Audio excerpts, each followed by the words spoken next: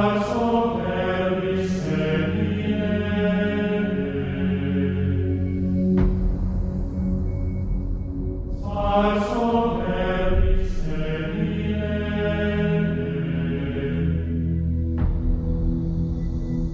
think young people want the challenge of being called to something more than just mediocrity. All young people, I think, have that deep desire to do something remarkable, to be someone remarkable. We need good men who are considering the call to step forward and not be afraid. Men willing to give of themselves, men willing to follow the call, to try to say, what is this? Something, this sense of being led, being drawn into service. There are guys that are probably being called not hearing it. Well, if we are priests, are the alter Christus, the other Christ, who else but ourselves should be going out and, like our Lord, saying, follow me? And that one phrase has reverberated down through the centuries. The priesthood or religious life is a supernatural call. To lay down our lives so that others may have life. So to put one's own desires, one's own will aside and say, Lord, what do you want? I will place anything on the altar of sacrifice. We need men to give up their life for Jesus Christ. Now.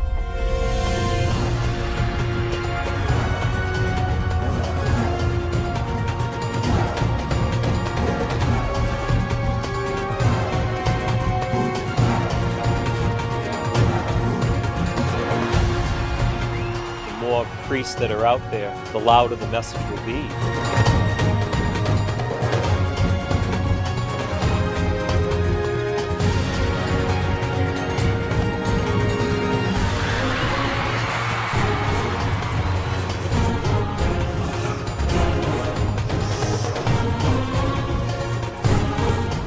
It's not natural to be a priest, it's supernatural.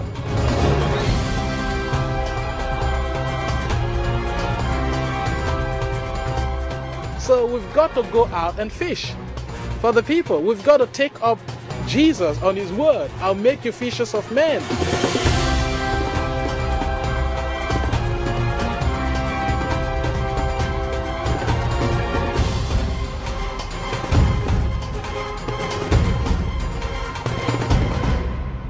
Vocation to the priesthood is countercultural.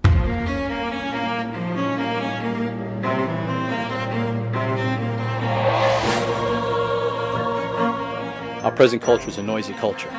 We're floated with TV, music, we're loaded with sound, we never get rest. We've got the computer, and it's distractions. Young people are entering into a society and into a culture not centered on God and on godly values. The battles that the young people have to face in our society, drugs, immorality, the violence.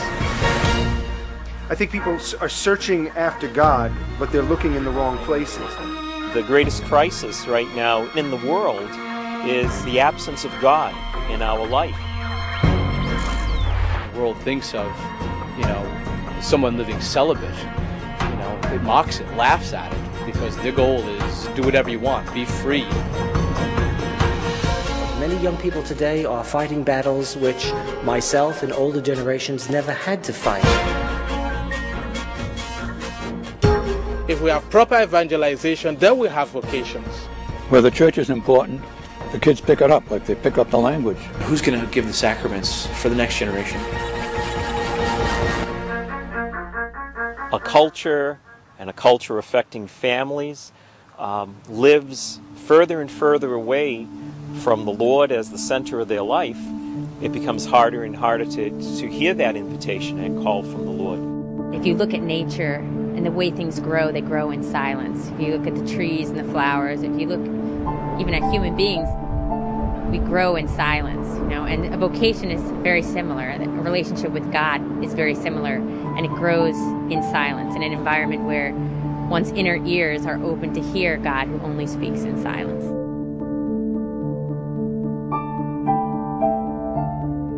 The church was very important. There's daily mass in the family, at the rosary every night. It was just a strong Catholic family. I guess from the time I was very young, I wanted to be a priest.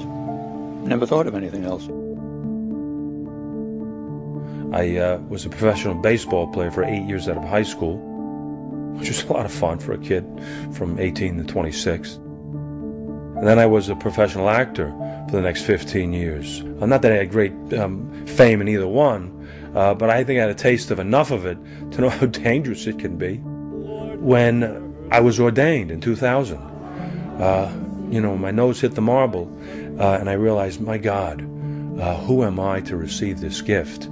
It is an opportunity to stand for change and to effect change anywhere in the world, any part of the world.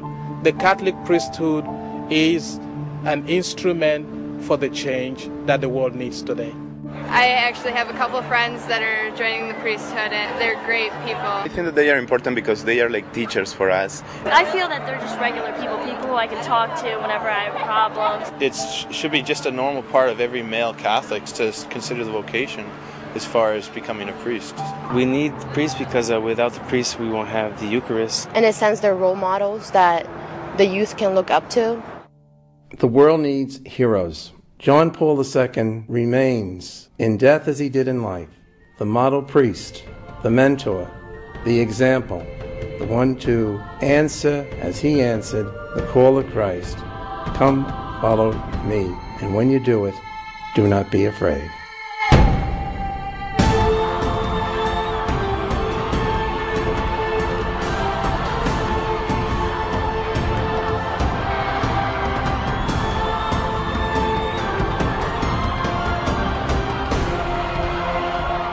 He was such a brilliant light, just shining in the world. And he was shining for the world, but he also shined for us, for seminarians, for priests, because he taught us how to be a priest.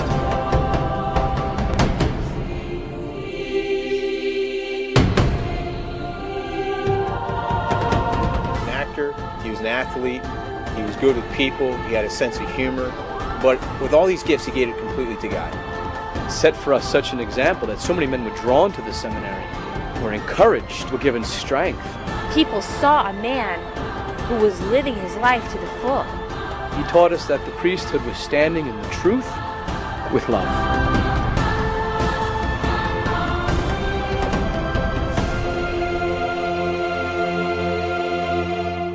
He was the face of the Catholic priesthood in our world, and what a beautiful face he really was. I often think of John Paul II as a child.